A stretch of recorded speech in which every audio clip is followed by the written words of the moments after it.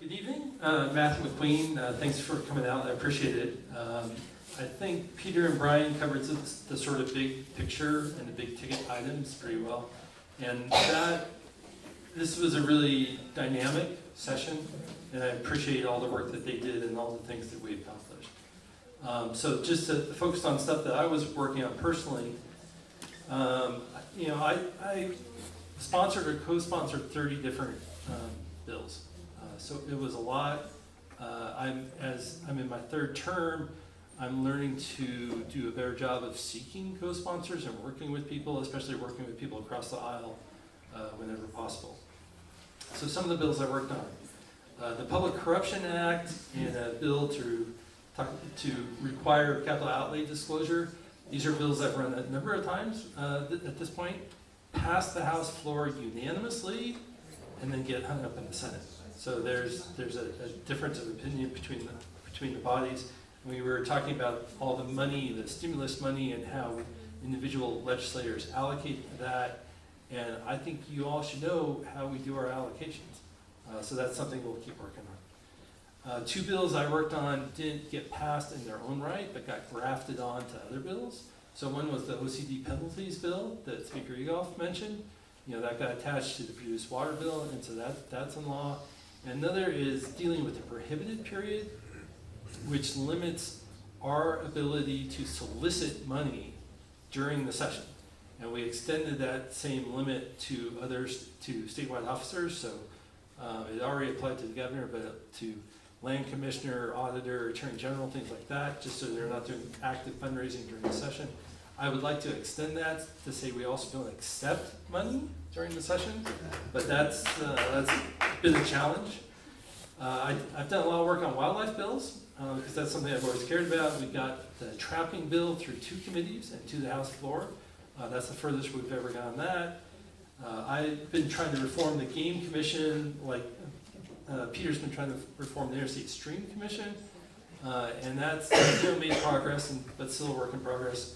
And the big wildlife accomplishment that I worked on was banning coyote killing contests.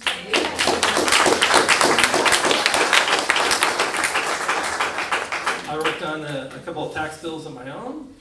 One was a home energy efficiency tax credit. So a number of years ago, there was a green building tax credit, which was very successful. But the majority of our homes aren't new homes, so it's not new green building, but older retrofits, and this is providing an incentive for that. The way the tax bills work, it's hard to get that through. We did get it off the House floor over to the Senate. That will be germane in the short session, so we'll try that again. I also had a bill to change the way we do residential property tax. So a number of years ago, in order to avoid pricing people out of their own homes, there was a cap put on residential units that your property tax could only go up by 3% a year. As a result, a lot of our residential housing stock is underassessed, so it's not at the current and correct value. And I proposed lifting that cap for everything except owner-occupied primary residences. So to preserve the intent of protecting people in their own home, but to pick up second homes and investment properties and corporate-owned homes, that may be residential but are owned by a corporation. I think we should bring them up to current and correct. I think it's a good idea. It was introduced late. That also will be germane next year. And I'd like to mention 2 memorials that I worked on. And, we probably spent too much time on memorials, and there are memorials like,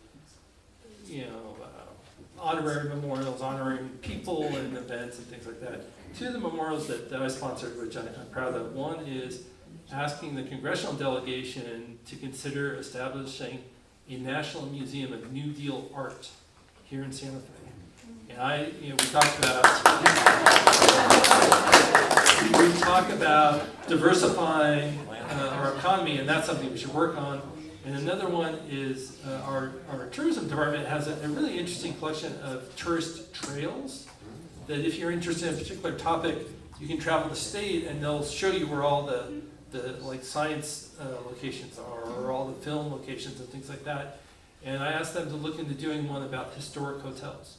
So we have amazing, one-of-a-kind hotels throughout the state, not just in Santa Fe.